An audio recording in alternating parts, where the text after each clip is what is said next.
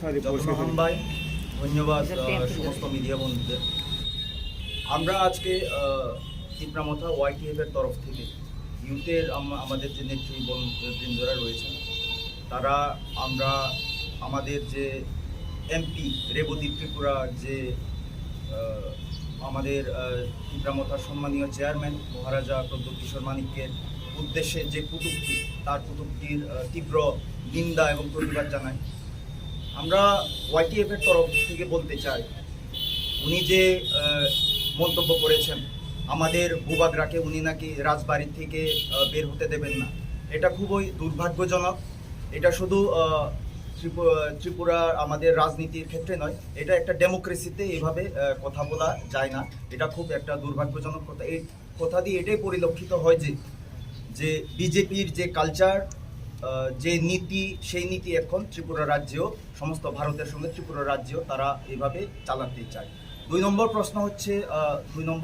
কথা হচ্ছে উনি যে একটি ওনার ফেসবুক পেজে বলেছেন যে আমাদের ভূভাগরার চ্যালেঞ্জ নাকি উনি অ্যাকসেপ্ট করেছেন।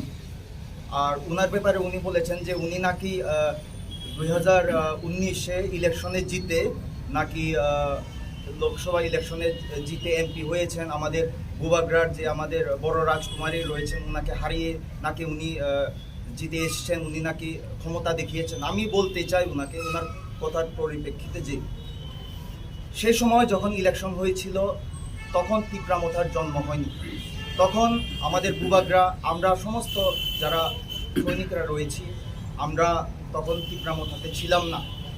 কিন্তু সেটা ছিল 2019, এখন বর্তমান চলছে 2022। টিপরামথা জন্ম হওয়ার পর থেকে ত্রিপুরার চিত্র অন্যরকম হয়ে গিয়েছে। সেটা উনি নিজেও বুঝতে পেরেছেন, উনি নিজেও জানেন। কারণ গত টিটিএডিসি ইলেকশনের সময় বিজেপি গভর্নমেন্ট ওনাকে দায়িত্ব দিয়েছিল যাতে আমাদের যে এডিসি এরিয়ার যে আমাদের সিটগুলো ছিল, ওই সিটগুলো যাতে ওনার নেতৃত্বে যাতে জিতে আসতে পারে বিজেপি।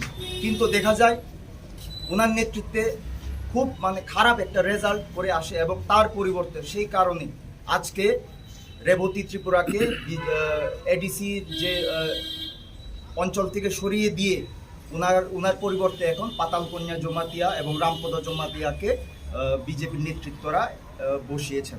এটা হয়তো উনি ভুলে গিয়েছেন, আমি আরেকবার মনে তুলে দিলাম।